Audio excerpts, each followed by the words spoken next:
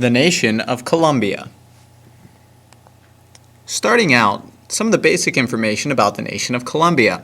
First of all, in 1804, the nation gained its independence from Spain. Now, this is very similar to many of the other nations in Latin America that have either gained their independence from Spain or, in the case of some of the other nations, Brazil.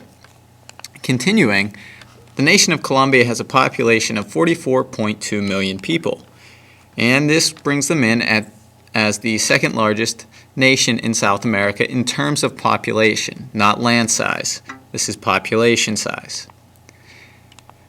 And just to give a heads up or a general overview of living conditions within Colombia, males have a life expectancy of 67 and females come in at 75. Continuing, some of the physical characteristics of Colombia. First of all, on the western side of Colombia, we have the Andes Mountains. And until 1903, the nation of Panama was also included within the nation of Colombia. The United States did play a role in the separation of Panama from Colombia. And on the east side of Colombia, we have Brazil and Venezuela.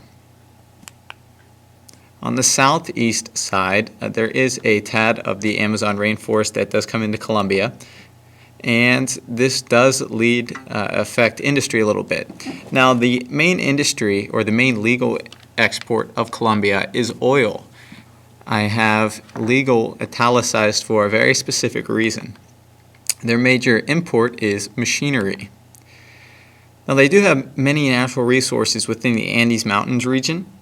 These include valuable minerals and stones. They also have more coal than any other South American nation.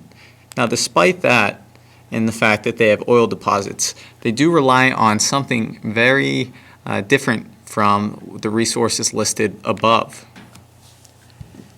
In addition to those resources, the nation of Colombia also relies on something called cash crops.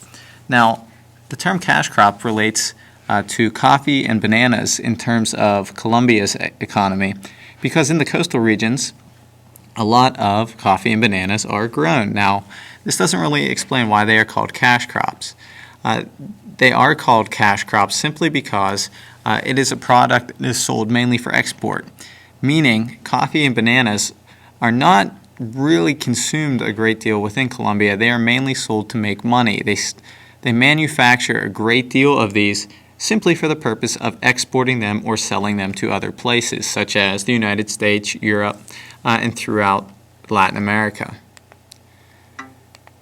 Now, some of the challenges within Colombia, and this is why I italicized legal export when I was talking about oil, is because there are some major issues related to drug cartels within Colombia. Now, anytime you see the word cartel, you can think of gangs or groups of people. Essentially, the issue is that farmers are paid much more to grow something called the coca leaf. Now, what the coca leaf is often turned into is cocaine, which is then exported or smuggled, a term that we learned previously in this course, to either the United States or Europe.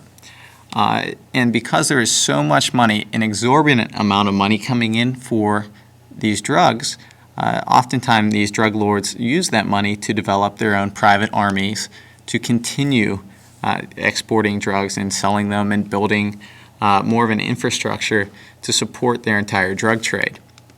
So this creates a situation where we have extremely powerful drug lords or groups exporting their cocaine, and basically anybody that gets in the way of this sale or this trade of cocaine is liable to face some extreme challenges themselves. Now, back on the first slide, I did have a quote on there that Colombia was a land of two governments. Specifically, what I mean by that is that the drug lords or the drug groups are so extremely powerful in Colombia that it almost creates a situation where we have a government-like situation, meaning these groups are so powerful that they have their own armies, their own leaders, their own followers of this group. So we have that side, and we also have the true Colombian government. Now, obviously, the true Colombian government wants to put an end to the drug trade. Well, if you are a drug leader, you do not want your what you are making money off of to come to an end. So we have these two groups that are facing off with one another. And this really came to a head in 2003 when both of these groups pretty much declared war on one another. And this has created a situation where there have been more than 120,000 deaths in the last 7 to 8 years. Now, one of the most dangerous cities in the world is known as Medellin, and at one point this has averaged more than 10 deaths per day within this city. So there are some major challenges within Colombia. There are some major natural resources within Colombia. The gentleman pictured, he goes by the name of, or went by the name of Pablo Escobar. He was an extremely powerful drug leader within the nation of Colombia.